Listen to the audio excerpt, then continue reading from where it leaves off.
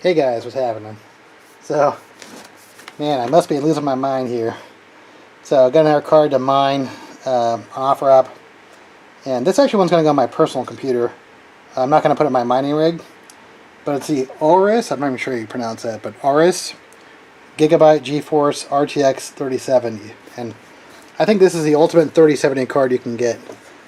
I'll show you that. So, yeah, so recently I just bought a Gigabyte, the overclock gaming, to mine with. So yeah, I paid 820 bucks on OfferUp. So I don't feel that bad because I didn't get that scalped on this card. The guy gave me the original receipt and he paid $705 for it. So, and I paid 820, so not that bad. I mean, I've seen these cards getting scalped for like 1,200 bucks. So this thing's brand new, unopened. And I'm going to run it here on my test bench. And if you saw this in another video, it's my 3D printed. I designed that Fusion 360. It's a 3D printed little test rig mining bench thing here with the integrated power supply underneath. So it makes it a more compact unit. Alright, so yeah, I'll put a link down below if you want that. So, alright, let's take a look at this thing. So this is, I think, is the ultimate 3070 card you can get. And look how thick this thing is. This thing is like 3 slot lengths. So yeah, no joke. Yeah, brand new, unopened. So yeah, these things are so hard to find. You can't buy them in the stores anymore. You know, they're just all being scalped. But this one also has like this crazy LCD here in the front, so you can do like it shows like temp, and you can do your own bitmap on there. And but look at the cool fan arrangement. They're overlapping fans. Yeah, look how big that heatsink is. It's a crazy oversized heatsink. Alright, cool. So yeah, like I said, this is going to go to my personal machine, but I'm first going to fire it up on my test bench here, and we'll run HiveOS on there. And yeah, I expect to get about the same as the other one. Probably about 60 mega hash reliability, maybe about 130 watt.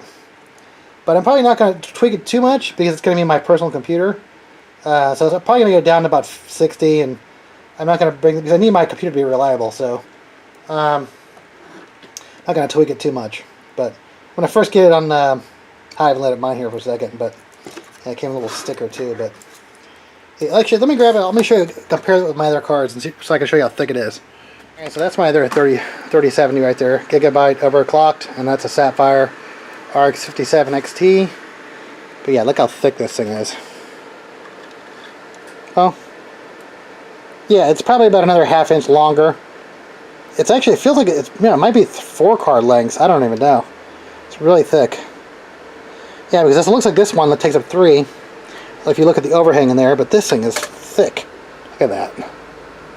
Yeah, get that in the light. Alright. Alright, so here's the back side of the card.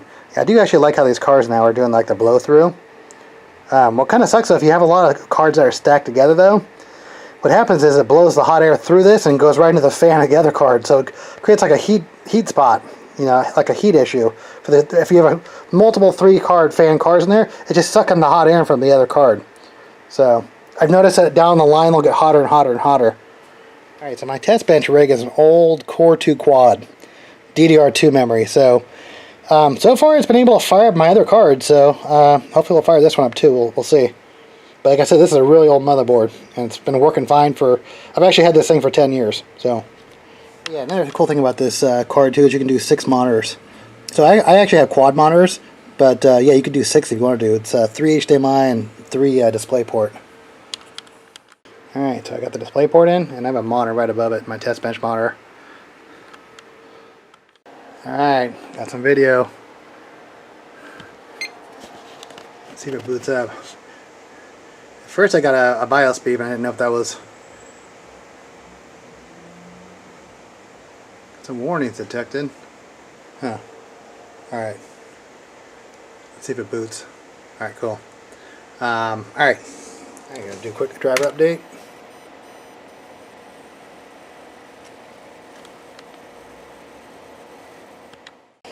Yeah, look at the screen. It's kind of funny. Yeah, I'll probably end up just putting the temp on there. Alright, so there's a card. Hopefully you can see there's not too much glare. But I'm going to apply a fly sheet to it. I'm going to use G miner. For some reason, that was the only way I can get it to work with my other 3070. So I'm applying that, and we'll do a quick miner. Miner. Alright. Come back, we'll see. I mean, I said I have no overclock settings, so I'm assuming it's going to pull a lot of power. And probably get about 50 mega hash. Alright, so I keep on getting the no device found, and it looks kind of odd here in Hive. So I don't know if it's a motherboard or what it is. I mean, this is a really old motherboard. So, yeah, I don't know. So I even changed my motherboard. This is a second generation Core i5. But, yeah, I think you're going to need a newer motherboard because I can't get this to work on. It doesn't like it. It definitely is acting a little crazy with these other motherboards. At least the older motherboards. So I guess I'll try my Asus 4th Gen i7. Alright, so I hope you can see that, but this is my main computer here, the quad monitor setup here. And actually I got another liquid cooler coming in because that heat, it creates like a hot box in there with a fan cover on there. So I'm going to do a liquid cooler upgrade. So, but that's the card. And like I said, I'm not going to stretch it too much because it's my personal workstation. So I don't want this thing to crash while I'm doing I mainly, like I said, I do like 3D modeling and stuff, and I was like crypto mining, but you know, video editing for these videos. But yeah, I don't really play games. So all right, so here is nice hash, and so right now I'm actually not getting all the mega hash I could possibly get because I'm recording this video. But last night it was in about 50 mega hash, and pretty consistent. I could probably bring up the mega hash up to about 60, which I did on my other card, but I'd have to bring up the memory clock, and actually that would generate more heat.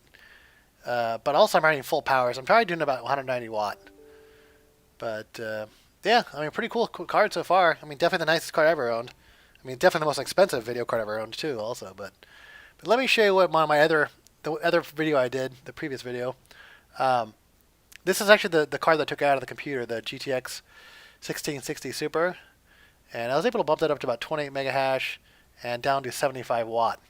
So this thing is actually really efficient. But this is the other card that I did the video about, the 3070. It's the kind of like the generic, Gigabyte's generic version of the 3070, 3-fan, 60 mega hash and about 135 watt. I'm slowly bringing down the wattage, and I'm hoping to get down to about 120 watt. I could push up the mega hash to 64, which I had it up there, but it becomes a little bit unstable. And for me, I guess I'd rather have stability, because sometimes I don't look at these cards, and I would lose more money for this thing being down for a couple hours because I didn't see it versus trying to squeeze every single mega hash out of it. But all right, guys, cool card, awesome card. You know.